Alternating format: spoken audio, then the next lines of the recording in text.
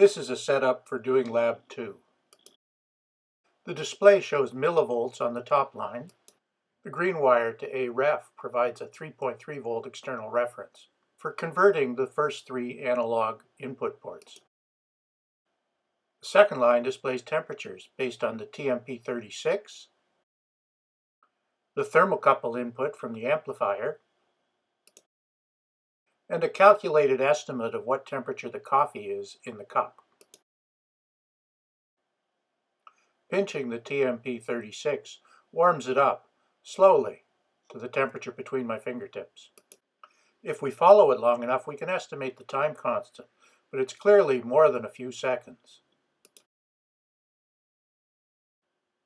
The thermocouple responds much more quickly, a much shorter time constant of a second or two. The coffee temperature estimate is a little higher than the TMP36, based on measurements I already made about relative temperatures. You're going to create your own model formula to estimate the temperature of the coffee in the cup. There's still a lot of leftover stuff here from Lab 1. The red and brown TMP36 power leads are connected to the 3.3 volt supply. The orange signal lead is connected through a load resistor back to ground.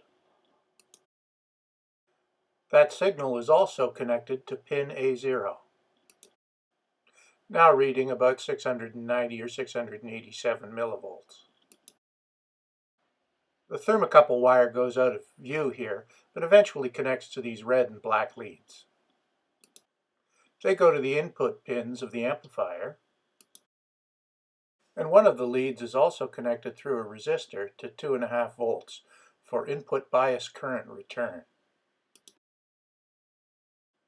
The gain of the amplifier is determined by the gain resistor across the end here, and the output of the amplifier goes over here through the green wire to pin A1.